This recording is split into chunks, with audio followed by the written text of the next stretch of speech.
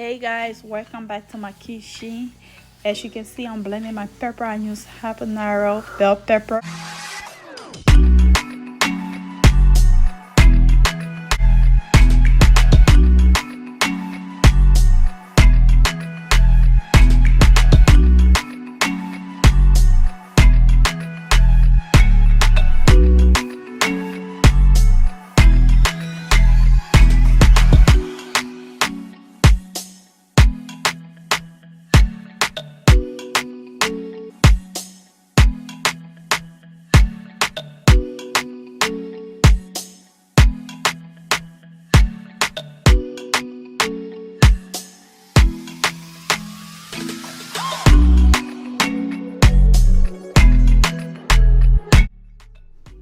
And now you can add your pepper that you blend and mix everything up together.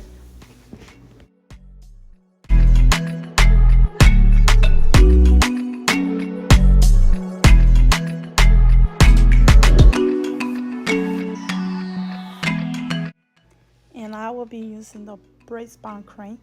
You can use any palm butter your choice.